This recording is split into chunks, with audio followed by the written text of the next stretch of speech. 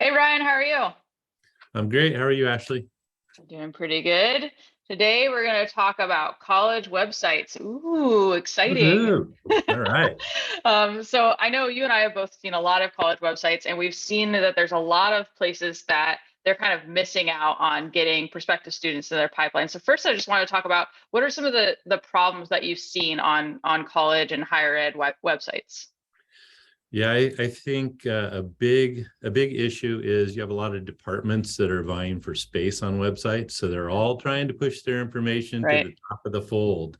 So in reality, the website the website should be geared towards recruitment and enrollment, Mhm. and that should be the primary focus.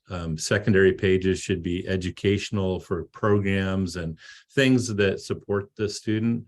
But I think colleges miss out a lot in their messaging to students, really understanding why students want to go to college in the first place. And there's a myriad of reasons that they want to go to college. One being that they want to continue on to a four-year college. Mhm. Another would be that maybe they just want a career. And so they want a shorter kind of educational path to get to where they want to go. And then you have students that maybe are reoccurring or re-entering into the college market. Maybe they've been in a career for 5, 10 years, and they just have kind of hit their plateau or ceiling, and so they know that education may enrich that career that they already love, but to get to the next level, they probably need another level of education.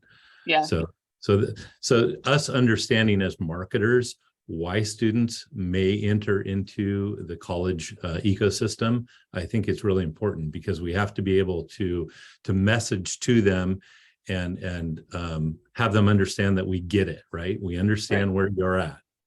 Right. Yeah. So basically, we're talking about um, external messaging versus internal messaging. So we want to make sure that the website, especially the front pages of the website, your home page, and those top level navigation, that those are talking to prospective students versus current students or current staff or those kinds of people. Um, Absolutely. so what kind of conversion opportunities should colleges be offering on their website? Like obviously we want people to apply, but that's not the only thing. That's not the only way we can get students interested so that we can start marketing them. So what kind of conversion opportunities have worked really well when we offer them on websites? Yeah, I think like students aren't always ready to enter or become a student when they go to the site. They're a lot of times they're just looking for information.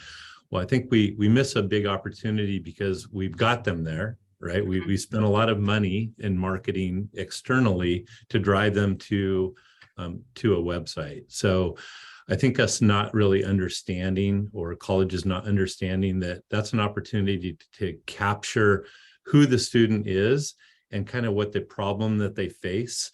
So, a lot of times students have a problem with, let's just say, financial aid, right? So if we know that, if we can get them into some kind of system, we intake enough information that we know a little bit about them, I think that we can drip market to them or put them into a lead funnel that actually automates a process of giving them the information that they need over time. So when they are ready to make a decision to go to college or enroll, apply, then they have the information to get to that next step. So I think a lot of colleges miss out on that opportunity.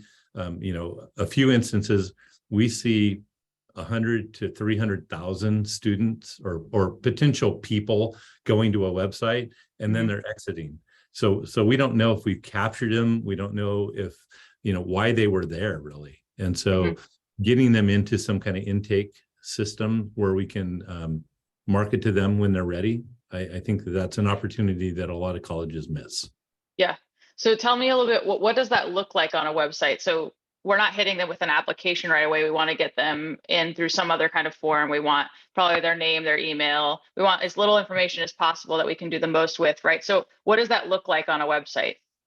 Yeah, it could be, you could have a pop-up. So maybe the first time a student comes to a site, they get that little pop-up that says, we know that you may not be ready to apply today, but here are some things that we could So here's some information we could give you about the process, Yeah. just some kind of information that's free to get them engaged, enough to get them engaged so that they'll at least put their name and an email. We ask for too much more and we're going to get a lot of drop off. So Right. you want kind of the minimum amount of information. Maybe you have a pull down asking them, hey, what's the problem that you're facing? Why do you think that maybe you're not ready to go to college? And that gives us our first kind of lead funnel action that we could do. So if it's financial aid, then we pop them into a financial aid lead funnel that populates all or delivers messaging to them around financial aid. Right. Yeah. So making it a little bit more personal as they're going through this journey to actually apply. Yeah, it makes them feel like we know who they are a little bit, so Yeah. it is a personalized introduction to the college, and really addressing kind of what their needs or what their problems are.